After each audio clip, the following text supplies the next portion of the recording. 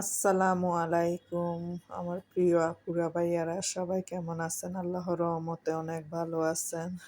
সকালবেলা নাস্তা রেডি করব। সকালবেলা আজকে রুটি তৈরি করব, আলু ভাজি করব।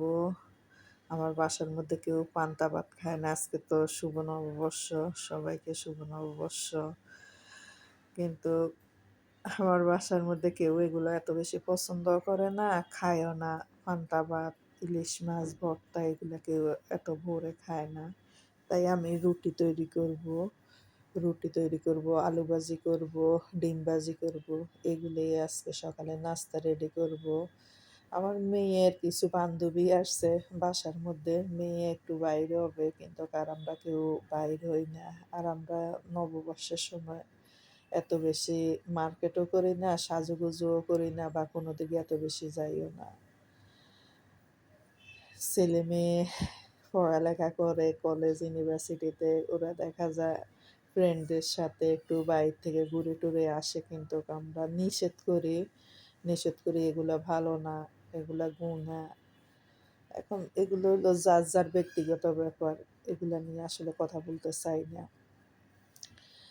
ছেলে মেয়ের বান্ধবীরা আসছে, বন্ধুরা আসছে, ওরাও নাস্তা খাবে সকালবেলা। রুটি ভাজি ডিম এগুলি সবাইকে আমি নাস্তাটা দিয়ে দিলাম। নাস্তাটা দিয়ে আমি কিছু ভাত আছে, পান্তা ভাতারি ভাত, আলু ভাজি, তারপরে একটা কাঁচামরিচ দিয়ে পেঁয়াজ দিয়ে ভাত খাইলাম। ভাত খাই তারপরে দুপুরে রান্না করতেছি। আজকে এত বেশি কিছু রান্না করব না, আজকে ইলিশ মাছ ভাজি করব আর একটু গরুর মাংস রান্না করব।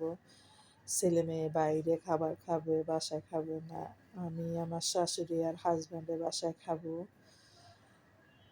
গরুর মাংস একটু ছোট ছোট করে নিতেছি, তাড়াতাড়ি যেন সিদ্ধ হয় সেজন্য। আর আমি প্রেশার কুকারে একটু রান্না বান্না কম করি, এত বেশি রান্না করি না। আমি প্রেশার কুকারে যে সময় মেহমান আসে ওই সময় রান্না করি, দেখা যায় তাড়াহুড়া করে। কিন্তু যে সময় নিজেদের জন্য রান্না করি ওই সময় আমি আস্তে আস্তে গ্যাসের চুলায় আগুন দিয়ে রান্না করি। আমার কাছে এইভাবে রান্না করলে মনে হয় একটু ভালো লাগে খাইতে, সেজন্য আমি এইভাবে রান্না করি। প্রেশার কুকারে আমি মানে একদম কমে রান্না করি বলতে গেলে। মাংসগুলো আমি আস্তে আস্তে আগুন দিয়ে রান্না করতেছি। আর একটু পর পর মেয়েরে একটু কি লাগবো না লাগবো এগুলা কতক্ষণ পরে আমাকে ডাকবে, কতক্ষণ পরে ডাকবে, কিন্তু মন দিয়ে আমি রান্না করতে পারতেছি না। আম্মু মানে মেয়ে খালি আম্মু আম্মু করে খালি খেলা ডাক দেয়। মেয়ের রুমের থেকে ওরে শাড়ি পরাই দিতাম, ওর চুলগুলো একটু বাঁধি দিতাম। সেই জন্য আর এখন সব কিছু ঠিকঠাক মতো দিছে কিনা জানি না, কিন্তু কেমনে সুন্দরভাবে রান্না করতে চেষ্টা করি, জানি না কেমন হবে। গরুর মাংস আলু দিয়ে রান্না করতেছি। আলু দিয়ে রান্না করলে আমার বাসার মধ্যে সবাই কিন্তু অনেক পছন্দ করে। অনেকজনে আবার আলু পছন্দ করে না। আমার বাসার মধ্যে আমরা আবার প্রচুর আলু খাই, অনেক আলু খাই আমরা। দেখা যায় সকালবেলা আলু ভাজি করি, তারপরে সবজি দিয়ে আলু রান্না করি, গরুর মাংস মুরগির মাংস দিয়ে আলু রান্না করি, তেহারি আলু দিই, তারপরে ফ্রেঞ্চ ফ্রাই। এগুলি মানে আমাদের মাসে মনে হয় ১ মনের কাছাকাছি যায় আলু। আমরা প্রচুর আলু খাই।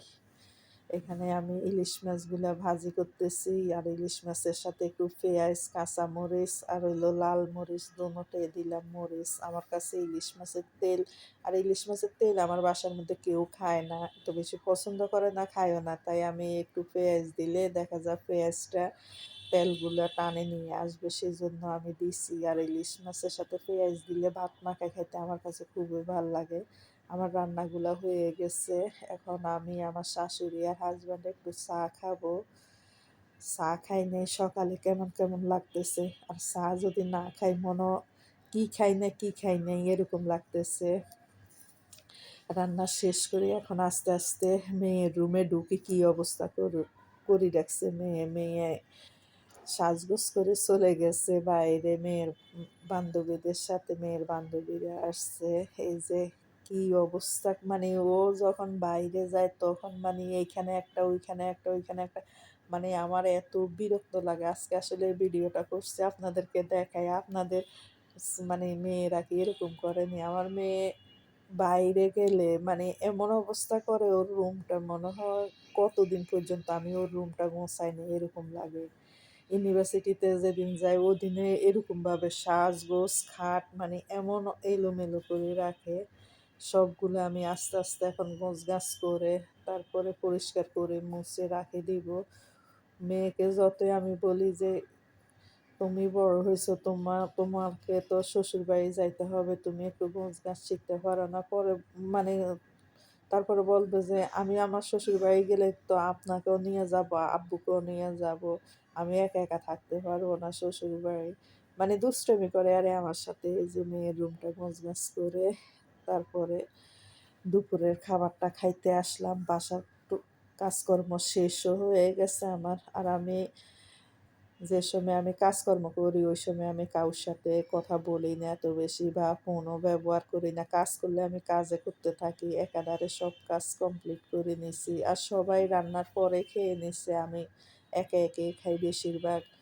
আর একদম কম খাই সবার সাথে আমি। কারণ সবার সাথে দেখা যায় একসাথে আমার খাওয়া হয় না। আমি যে সময় কাজ করি ওই সময় মানে সবাই খেয়ে নেয়। রান্নাবান্না শেষ হলে আর আমার শাশুড়ির বেশিরভাগ খাবার, তারপরে দেখাশোনা বেশিরভাগ আমার হাসব্যান্ডে করে। আমি যতটুকু পারি ততটুকু করি। কিন্তু আমার হাসব্যান্ডে খাবার-দাবার কি লাগবো না লাগবো সবকিছুর খেয়াল বেশি রাখে আমার হাসব্যান্ডে।